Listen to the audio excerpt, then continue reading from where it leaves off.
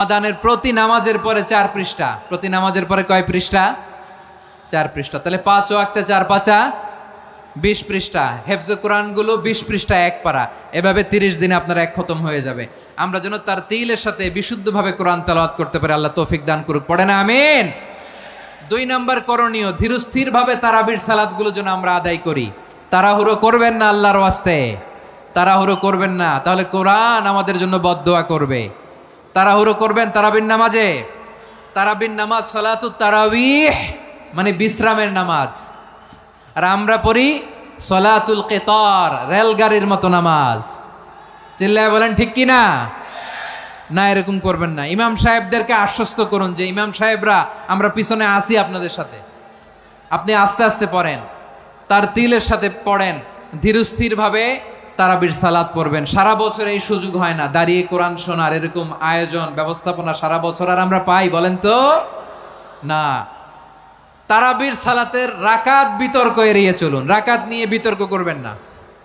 8 রাকাত 20 রাকাত নিয়ে যে মারামারি এই দেশে, এটা শয়তানের ফন্দি।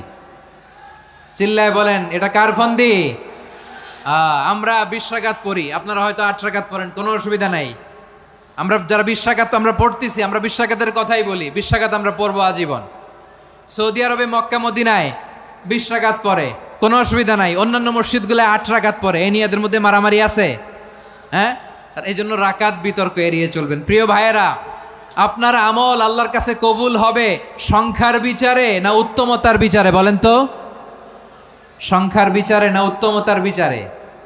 উত্তমতার বিচারে। কত চমৎকার ভাবে আপনি আল্লাহর সামনে দাঁড়াতে পারছেন এটা বিবেচ্য। রুকু সেজদাগুলো সুন্দরভাবে করবেন, রুকু থেকে সোজা হয়ে দাঁড়ানো ওয়াজিব, 2 সেজদার মাঝখানে সোজা হয়ে বসা ওয়াজিব।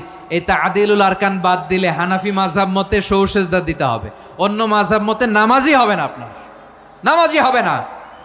এই জন্য ধীরস্থিরভাবে তারাবির সালাত যেন আমরা আদায় করি। পারা যাবে তো ইনশাআল্লাহ? 3 নাম্বার, তাহাজ্জুদের সালাত আদায় করুন। বছরের অন্য সময় উঠতে পারি না, অনেকে বলে হুজুর উঠতে পারি না, কিন্তু রমাদানে সাহারি খাওয়ার জন্য তো উঠাই লাগে। কি বলেন, সাহারি খান আপনারা? হ্যাঁ, খান না? খান কে কে দেখি তো? মাশাআল্লাহ মাশাআল্লাহ। এই সুন্নত পালনের জন্য 1 নাম্বার। মাশাআল্লাহ, ঠিক আছে, পালন করবেন। আল্লাহর হাবিব বলেন তাসাহারু ফা ইন্না ফিস সাহুরি বারাকা, তোমরা সাহারি খেও, কেননা সাহারির ভেতরে বরকত ঢুকায় দিয়েছে কে?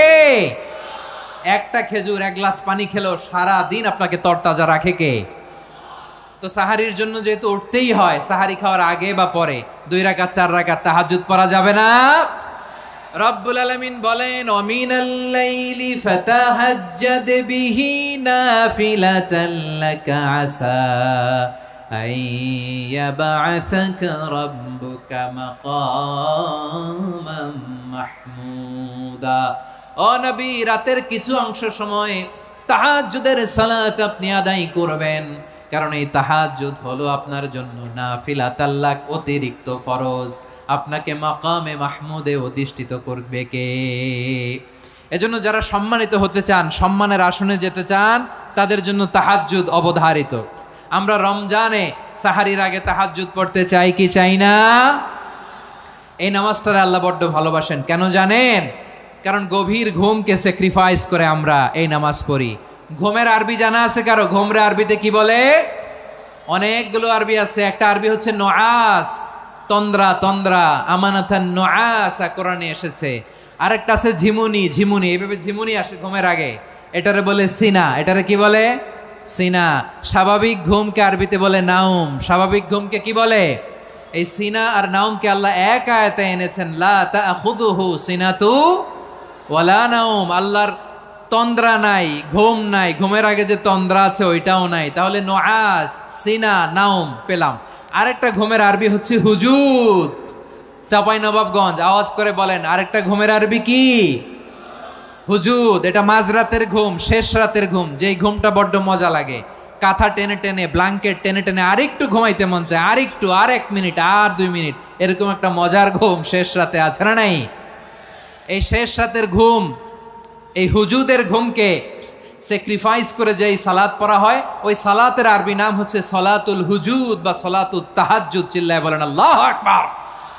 এজন্য আল্লাহ তাআলা এই তাহাজ্জুদের সালাতকে এত পছন্দ করেন। পড়বেন তো রমাদানে।